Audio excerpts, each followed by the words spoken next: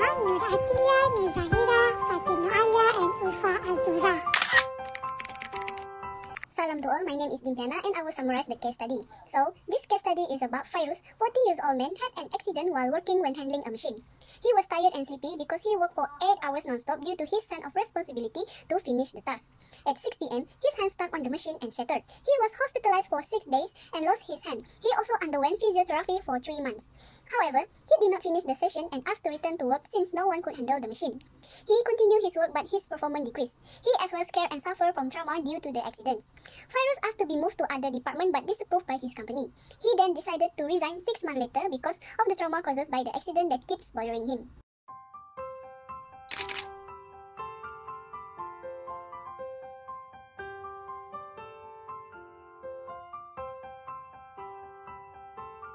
Hi, my name is Nur Atilia binti Abdullah and I will explain on the benefit that FAIRUZ entitled to. The issue of FAIRUZ is stated under Employment Injury Scheme, and the Employment Injury Scheme provides protection for employees against contingencies including occupational disease and accident that occur while traveling in the course of employment. The invalidity scheme, on the other hand, provides 24 hours coverage against invalidity or death due to any cause. Therefore, for FAIRUZ issue, he is entitled to medical benefits. What is medical benefits? There are some conditions that must be fulfilled, which is the patient is insured person under the employment of the employer. The employee had an accident during work, and Form 34 will be presented as soon as possible to the penal clinic.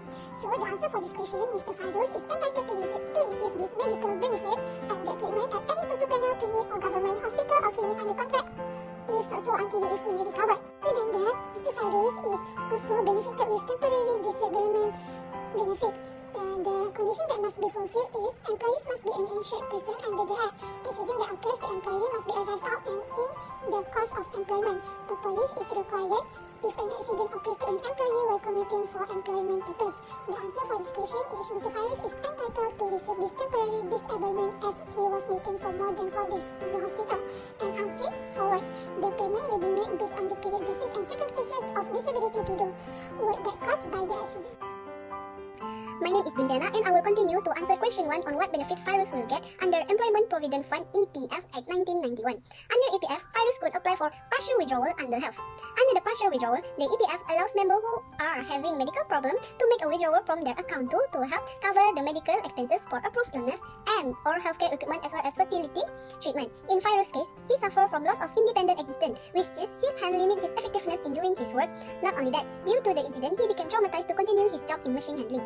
To apply for partial withdrawal, there are conditions needs to be fulfilled, which are: first, Malaysian or non-Malaysian; second, age below 55 years old; third, must have saving in account too; fourth, medical costs are not fully covered by the employer; fifth, illness or medical aid equipment are approved by the EPF; and lastly, not receiving alternative treatments. Next, FAIRUZ also could apply for full withdrawal incapacity.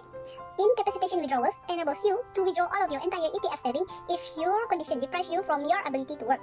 The conditions need to be fulfilled in order to apply for full withdrawal under incapacitate are: first, Malaysian or non-Malaysian; second, age below 60; third, have saving with the EPF; and then fourth, unemployed; and then fifth, certified physically or mentally incapacitated by a medical practitioner. Then lastly, must be assessed by the EPF Medical Board. Appointment with the EPF Medical Board will be made upon counter submission. So, in addition, eligible members will be given 5,000 ringgit as an incapacitation benefit to help ease their burden.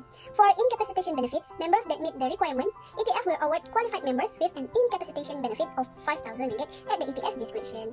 So, for additional information about the withdrawal, you can go through Section 53B, Section 54, and Section 54C. That's all for question 1. Assalamualaikum warahmatullahi wabarakatuh. My name is Nur Zahira binti Abdurrahman and I'll present on the duties of an employer when accidents occur at the workplace. Accidents can occur at any time and in any place, including the workplace. Employees' occupational safety and health should be taken care of by their employer.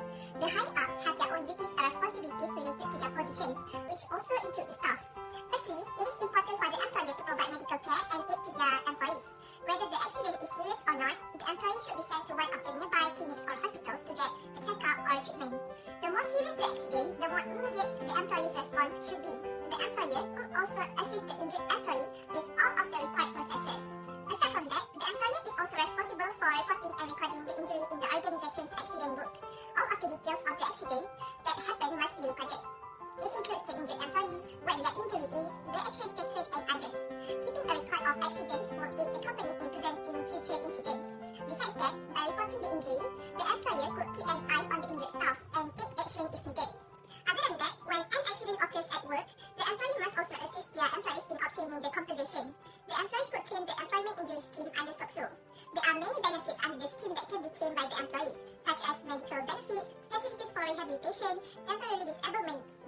and more. It would be selfish of the management if they ignore not only the accidents, but also the compensation for the employees. Assalamualaikum and hi to everyone. My name is Fatima Ada. The Employment Act of 1955 established several types of leave entitlements, including public holidays, paid sick, and maternity leave. The first type of leave is a public holiday. According to the legislation, every employee is entitled to a paid holiday on 11 of the gazetted holidays. In addition, it was stated under the Holidays Act 1951, mention authorities can apply additional public holidays for a specific year by issuing a separate announcement. The second type of leave is annual leave. Employees in Malaysia are entitled to paid annual leave based on their range of service, which is 8 days per year for those who have worked 1 to 2 years, 12 days per year for those who have worked 2 to 5 years, and 60 days per year for those who have worked longer than 5 years. Employees who have worked for the company for 6 months and are leaving entitled to 4 days of paid annual leave. The third type of leave is sick leave. The number of paid sick days in Malaysia is also determined by the length of employment. Thus, employees whose illness do not necessarily require hospitalization are entitled to 14 days per year if they have been with the company for 1 to 2 years, 18 days per year if they have been with the company for 2 to 5 years, and 22 days per year if for more than 5 years. If the illness is serious and requires hospitalization, employees are entitled to a total 60 days of paid sick leave.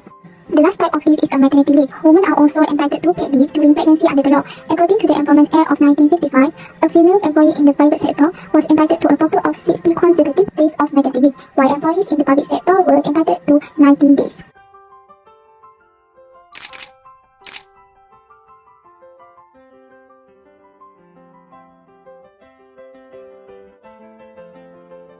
Assalamualaikum and hi, my name is Ulfa Azura binti Zulkifli and I will proceed to the last question, which is question 4. The question given is discuss the action that can be taken against the employer in FAIRUZ case. So, as we can see from FAIRUZ case, we can learn that his case is referring to the basic rights that every employee should expect from their organization. In FAIRUZ cases, what I can conclude is that this basic is referring to the rights from a safe and healthy workplace, freedom from discrimination right, and rights to a reasonable working hour. So, the actions that can be taken against the employer in FAIRUZ case are, in this case, we refer to no specific common law that states the employer should take care of the well-being of an employee's mental health, as FAIRUZ is trauma from the incident that happened to him. Hence, no tort under Malaysian law for negligent infliction of mental suffering such as in FAIRUZ case.